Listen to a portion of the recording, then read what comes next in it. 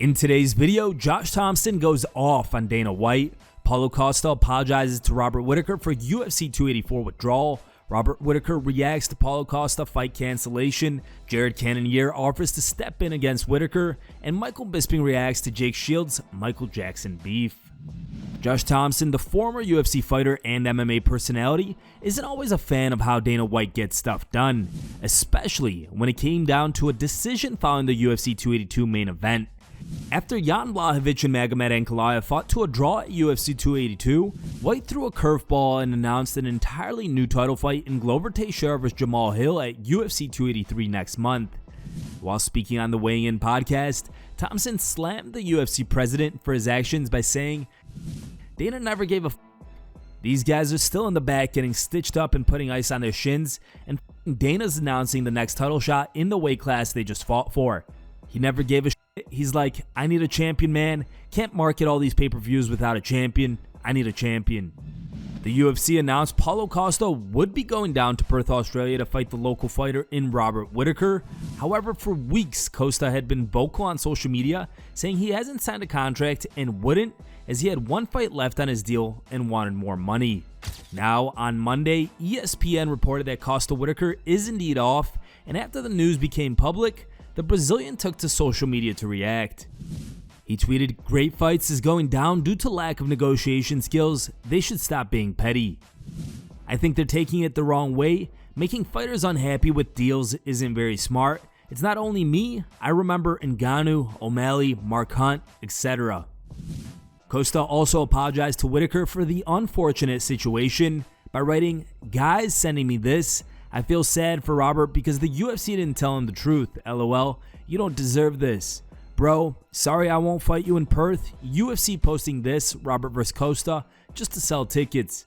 You need to realize that. They didn't pay me. I'm out. I'm not joking."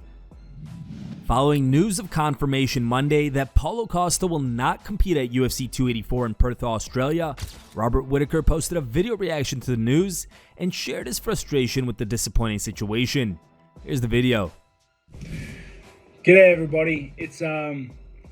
I'm sure you've seen the media and the rumours going around right now about the Perth card, and it's upsetting to say, it's very upsetting to say that they're true. The fight with Costa has fallen apart. UFC tried everything in their power to get him to the fight. They gave him the new contract, from what I understand, to take the fight, and he still didn't take the fight. So yeah, the Perth fight is not happening. They're looking to reschedule me March, April, and this is very upsetting. This is very upsetting. I'm sorry to all the friends, fans, and family that are heading over there to watch me do work, but yeah, it's out of my hands. Yeah, I'm upset. You know, I was prepared to train through Christmas, to train through New Year's, to put in the work. I'm already so deep into my camp. Everyone knows that I train. My camps are quite long. So I'm already so deep into my camp and work. And I wanted to take the family out. I want to go on holiday after the fight. I wanted to buy the kids some new toys, earn some money, you know, pay the rent. But yeah, all that's put on the back burner for now. All that's been pushed back, and it's upsetting for me. You know, it's upsetting for me, upsetting for you. So, but what can you do? What can you do? I'm just going to train. I'm going to train my hardest. I'm going to train like a demon and just take out my frustrations on the next guy, on whoever they put in front of me in that first quarter. I'm going to get in there and do my work. Cannonier, who's coming fresh off a win over Sean Strickland, has offered to head to Perth, Australia to step in for a rematch with Robert Whittaker at UFC 284. While speaking to Jimmy Smith on SiriusXM, Cannonier discussed what changes he needs to make to receive a title shot and explained why a rematch with Whittaker makes a lot of sense. Here's the clip. Alex being champion does give me a quicker path to the title, you know. The same as dominant performances. So if I have dominant performances where I'm going in there and I'm finishing the top guys, that's the next wrinkle in my game that I need to iron out.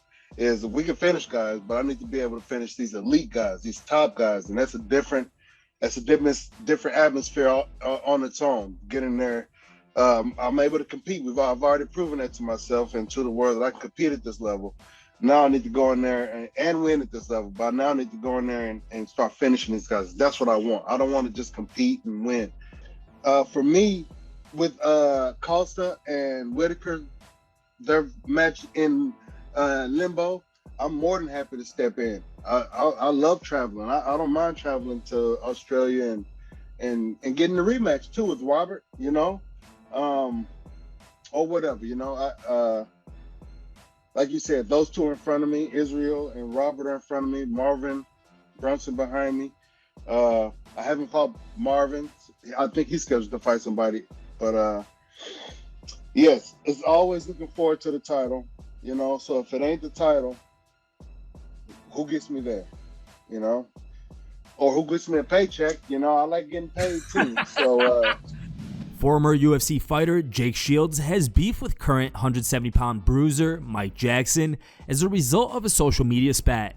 Shields decided the best way to settle a score was by roughing up Jackson inside the UFC Performance Institute last week in Las Vegas. As a result, Shields may have drawn a lifetime ban from the training facility. Mike Jackson also intends to press charges against Jake. Speaking on the most recent episode of the Believe You Me podcast, Michael Bisping shared his thoughts on the situation and said that professional fighters cannot behave like that, and the UFC will probably make an example of Jake and ban him from training in the UFC Performance Institute. Here's the clip. You know, as I said, though, Jake Shields does have some of the best grappling. American Jiu-Jitsu proponent, big time. No, I like Jake. I like Jake a lot. And hey, fair play. I mean, listen, I'm not condoning fights starting at the Performance Institute. You know what I mean? And by all accounts, I've read that the UFC have banned him from there, which I kind of get because he's not on the roster. He's a former fighter and they've got to make an example. They can't have people starting fights. You know, certainly in an environment where most people there are professional fighters or they're cornermen or coaches. Basically, everyone has combat experience. Everyone knows how to fight. There has to be, you know, this tone in the room that regardless of what goes on social media or what anyone says, or even if your opponent that you're going to fight this weekend, even if you're in the same room, you've got to hold it together. You know what I mean? We're not wild animals. You know what I'm saying? So I guess they had to make an example out of Jake, which kind of sucks because if somebody was calling me a racist and that, I wouldn't take that too kindly either. Here are the top 3 funniest memes we found on the internet today. Third place was found over Twitter and was posted by a user named MMA On Point. Second place was found over Facebook and was posted by a user named MMA Pack. And our top pick was found over Twitter and was posted by a user named Ricky Doobie. Thank you guys for watching. If you liked the video, please leave a like and subscribe to our channel to keep up with the latest MMA news.